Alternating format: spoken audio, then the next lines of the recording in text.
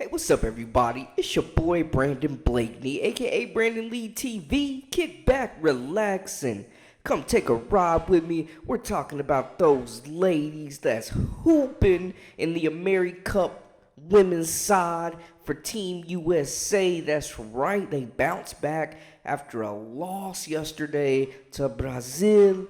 Hey, shout out to them. They played a great game, but they bounced back against Cuba. And I'm talking about bounce back in a huge, major way. It got straight ugly. It was spooky hours against Cuba, man. Team USA came out and beat them ladies by 62 points. 62 of them things. Are you kidding me? And I'm telling you, it was a total team effort. It was the performance that we needed to see after that. Disappointing loss, honestly. Ain't nowhere else to say it. But the way that these ladies bounce back, oh yeah, they ready for them quarterfinals. Let's get into it. You are now locked into the Live with Brandon Blakeney podcast. Here is your host, Brandon Blakeney. It was a tight first quarter. Cuba came out swinging, but Rakia Jackson continues to lead the way and be one of the most productive players in this entire tournament. She ended up scoring 16 points and grabbed 6 boards. And just at 6'2", her ability to play all over the floor, I mean, she's banging down low. She's hitting jump shots. She's grabbing rebounds and going coast to coast. Like, the way that she is built, it's just, she is a cheat code right now for Team USA. She's playing a great tournament right now. And Lauren Betts and Angel Reese continue to just eat up the glass. Flat out, Team USA's size was just too much for Cuba. They had no answer for Team USA on the inside. Betts and Reese had double-doubles. Betts finished with 17 points, 14 boards. Angel Reese finished with 12 points, 14 boards. 28 boards between them, man. That is insane, but they were just physically imposing their will on a smaller front court from Cuba, man. It really looked unfair at times. The size allowed Team USA to get second and third shot opportunities consistently.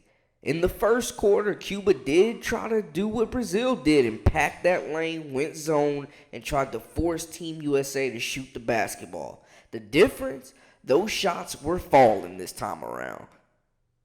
Abby Shue, the guard out of Colombia, the sharp shooter, was major. She played big minutes and made big shots in this game for Team USA. She really helped open the lane up for the bigs and just for drivers to get busy off the dribble. She finished with 11 points and shot 50% from 3. She was major, man. Like, I think that they're going to need her shooting going forward if they want to win this thing. She came off the bench and delivered. The bench as a whole was exceptional.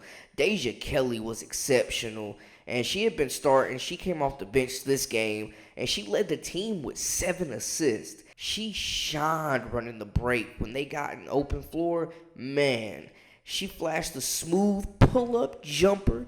And the decision making, that was a really big key for her in this game. I was happy with that performance, man. She really played well and looked confident.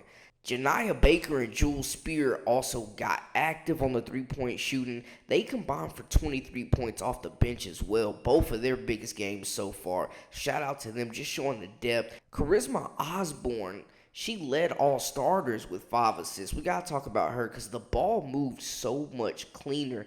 They looked so much more free playing in this game. The ball was moving. It was not a whole lot of over dribbling and forcing bad contesting shots down low. They were moving the ball, spacing things out, and they took a lot of open shots, and they made a lot of open shots from 2 and from 3. This is the performance they needed to come back with. This is the best that they've shot the ball all tournament. They shot almost 40% as a team from three-point land.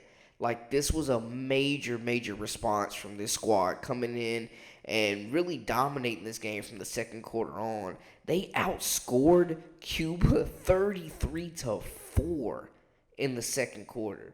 33-4. They held them to 4 points. in the second quarter. It wasn't that bad in the first. It was 27-14, and in the second quarter, it got real uncomfortable for Cuba, man. Team USA really turned it up. They were blocking shots, really using that length and that size down low, and I was impressed that they guarded the pick and roll extremely well this time around because Brazil was out there abusing them off that pick and roll. So it was nice to see the guards being more aggressive, going over the screens, and just showing a little bit more intensity on the defensive end. But overall, this was a complete, really good team effort. They took some punches early on, but after the second quarter, they were completely in control of this game. And I think we got to see exactly what this roster has to offer. They had to make a change after teams continue to pack the lane and they're not making shots the previous 3 games. So they come in, make shots, put in shooters, make rotations. The coaching staff not afraid to switch some things up. And I think it was crucial for the win today and how this offense really flourished. This was the best that they've looked. This is the team that we're expecting to see. And I told y'all last video we hadn't seen the best of what they had to offer so far in this tournament. And as a group, as a cohesive unit, we hadn't seen the best yet. And we saw they, got one impressive win the first game. Second game was kind of tighter than people expected. Third game, they lose to Brazil. So this game was really a statement game for them, especially closing out pool play. This is the momentum they needed heading into quarterfinal play. Definitely can't say enough about that bench. And honestly, they're the deepest team in the tournament. I don't think that everybody else is going to have enough bodies to really put against player for player against Team USA. They can get this kind of contribution from everybody. I mean, obviously, you don't expect that they're going to score over 100 points a game. But if they can get contributions from everybody, no matter how big or how small, I think they'll be in really good shape. They have to continue to make shots, though, because teams are still going to pack the lane, and they're still going to play off them. Also, shout out to Raven Johnson. She played a really good game, too, as well. Just stuff that wouldn't show up in the stat sheet, but she guarded the ball tough today.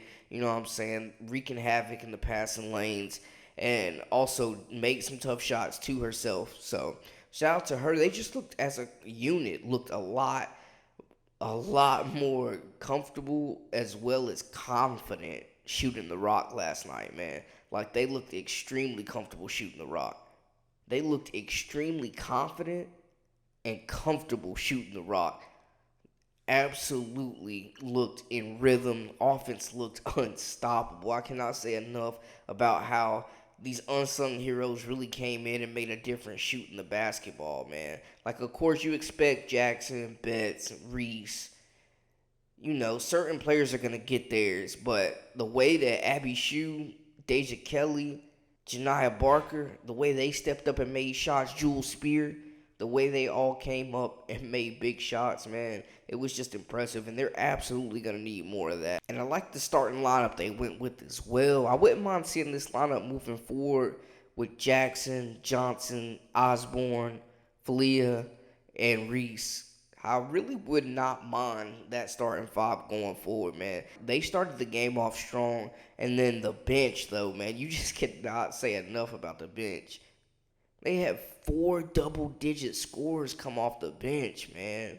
Like, the starting lineup really didn't have to do a whole lot, honestly. Like, only Angel Reese and Rakia Jackson scored in double figures for the starting lineup. But like I said, Raven Johnson, some crucial buckets, also got active on the glass. Her and Osborne both combined 10 rebounds at the guard position. It's pretty impressive. I got to show some love, man. But the defense was there, too. It don't always show up in the scoring department. It's other ways to impact a game, especially when you holding teams to 4 points in a quarter. Ridiculous. But, hey, man, we'll see if they stick with that lineup. It did result in a bounce-back game, but it was largely due to the bench as well, so we cannot forget about them. But let me know what y'all think in the comments, how y'all feel.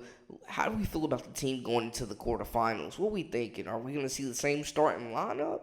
I don't know, man. Who's playing the best on this team right now? Y'all holler at me. And make sure you hit that subscribe button. And hey, we got memberships now. Join up for that exclusive content. We getting fancy.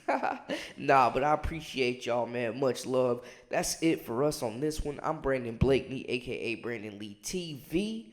Until next time, hey, we out.